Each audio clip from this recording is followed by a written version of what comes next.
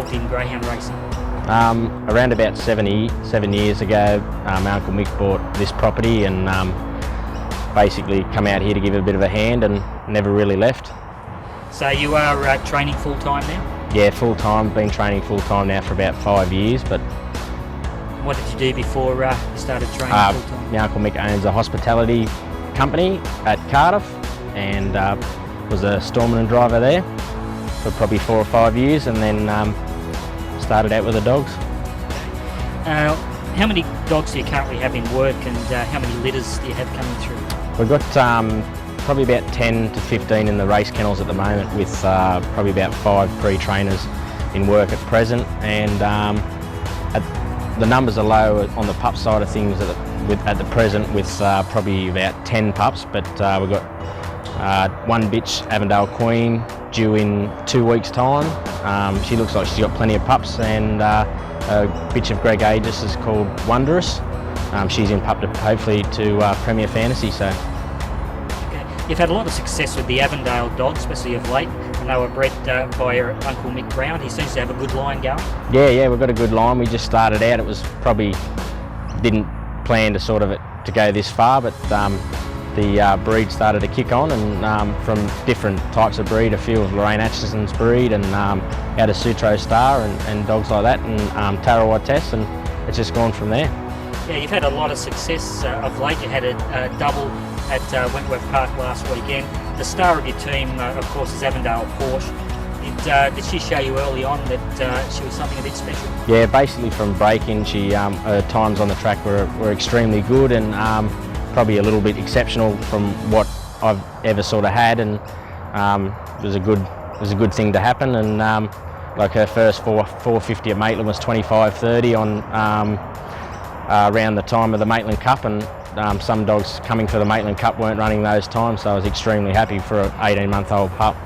She's undefeated at this stage, but is setting her for the heats of the Group 1 Sporting Bet Vic Peters at Wentworth Park on Saturday night. Now, she's done everything you've asked her so far. Are you confident she'll handle the step up the Group 1 company? It's a massive step. It's hard to say. She's done everything I've asked her. I didn't expect her to probably go this well at this stage, but she's done everything I asked of her so far, so I can't fault her there, but it is definitely a major step in class. And racing, Avondale Porche pinged out well away was Sherlock, and Sue Benny on the outside, driving up as Massive Merb. Wide on the track was Sue Benny, Proven Streak, Open Fire on the tail end of Cooranbong. Bugsy heading into the back straight now, and the front runner of Avondale Porche got away, and this is a mile in front. Avondale Porche has dashed right away. The others have mixed. Avondale Porche romps in. Avondale Porche has scored by about 15 or 16 lengths now. Now, with the many dogs you have in work and the litters and a beautiful property here, obviously you can't do everything on your own, so you do have a lot of help. Oh, definitely. It's a massive family operation. All the family's involved. My Uncle Mick, he's got his business and works 7 days a week, with including what he does here. My grandfather's here basically every other day, and Garth, who actually works is the starter at the Gardens. He's full-time here Monday to Friday. And basically my auntie, she does all the bookwork and all the hard stuff, the paperwork, and my mother and father, and yeah, the whole family basically. Now, you're only sort of young, you're only just starting out really in your career. Is there one race in the future you'd really like to win? Oh, it'd have to be, I'd say the Golden Easter Egg over the Melbourne Cup.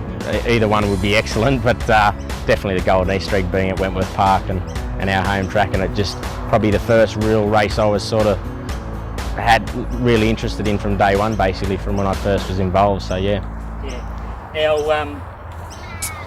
say the next 10 years, is there anywhere you'd really like to be in 10 years' time, or do you have any long-term goals or ambitions? Oh, I definitely want to be one of the top trainers, hopefully one day, but just to be successful in the industry and hope things can keep going the way they're going.